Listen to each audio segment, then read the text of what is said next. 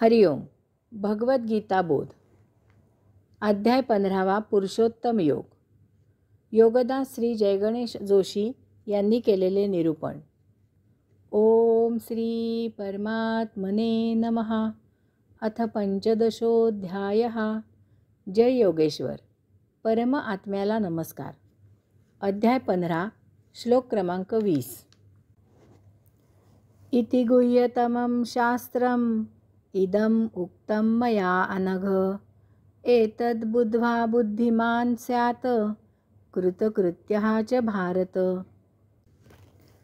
निष्पापा, अशा प्रकारे हे अत्यंत गुह्य शास्त्र मी तुला सांगितले आहे.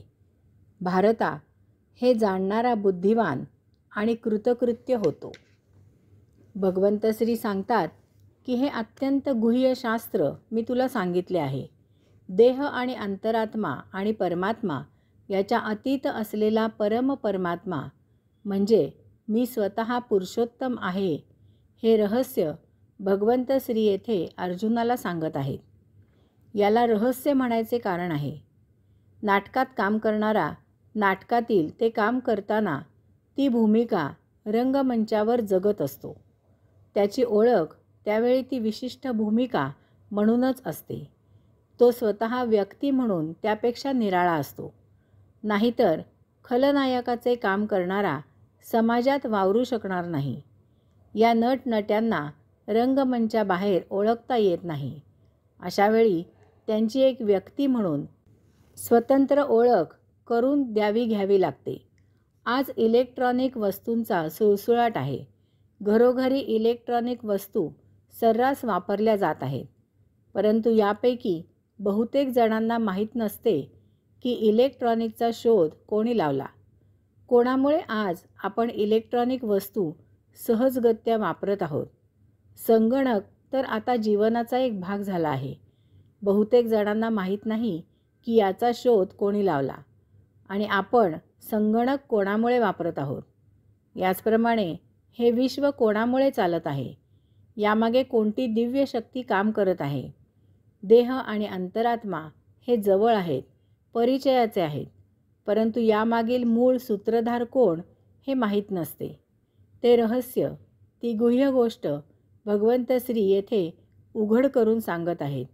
भगवंत श्रींना त्यांचे तेच स्वतः परिपूर्णपणे जाणतात आणि जाणू शकतात. त्यांना याहून जास्त अन्य कोणी जाणू शकत नाही. यास्तव याला गुह्य असे म्हटले आहे. याला शास्त्र असे म्हटले आहे.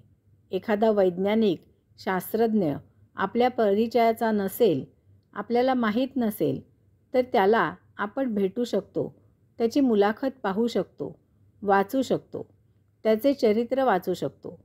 परंतु येथे ती गुह्य गोष्ट म्हणजे प्रत्यक्ष परम परमात्मा भगवंत श्री आहेत.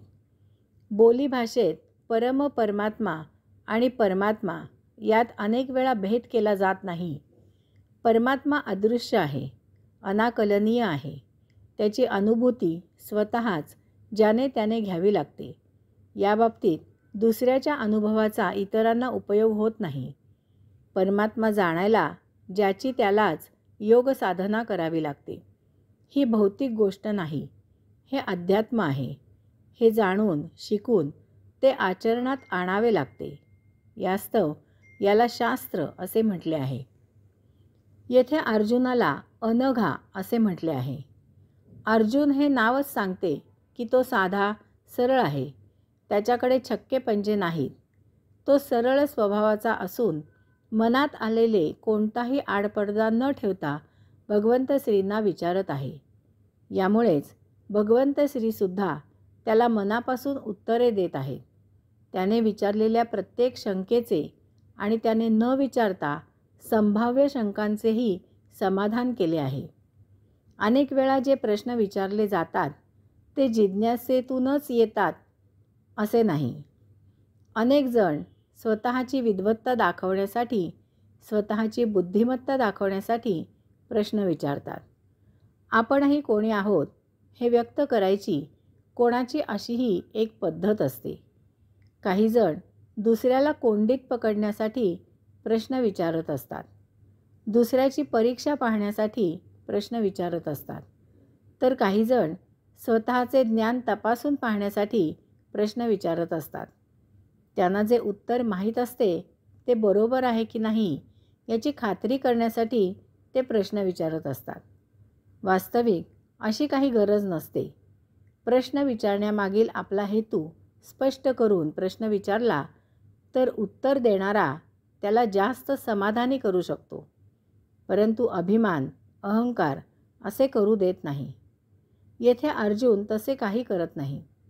त्याने प्रथम भगवंत श्रींना स्वतःचे तत्त्वज्ञान ऐकवले, नंतर भगवंत श्रींचा उपदेश ऐकला. मध्ये मध्ये प्रामाणिकपणे प्रश्न विचारले. कोणताही आडपडदा ठेवला नाही.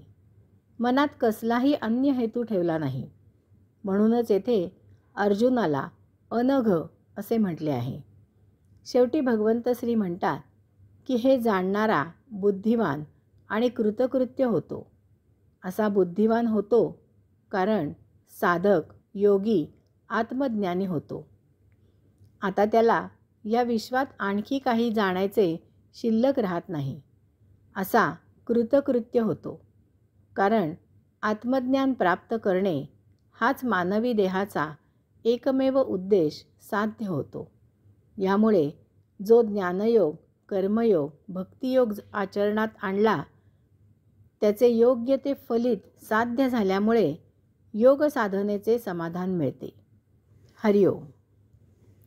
ओम तत्सत इति श्रीमद्भगवद्गीतासु उपनिषत्सु ब्रह्मविद्यायां योगशास्त्रे श्रीकृष्णार्जुनसंवादे पुरुषोत्तमयोगः नाम 15 अध्यायः. अशा प्रकारे ओम तत्सत श्रीमद्भगवद्गीता नामक उपनिषदांचे उपनिषद असलेले ब्रह्मविद्या आणि योगविद्या यांनी समृद्ध असलेले यातील श्रीकृष्ण आणि अर्जुन यांच्या संवाद रूपात पुरुषोत्तम योग हा 15वा अध्याय संपन्न. अध्याय 15वा समाप्त.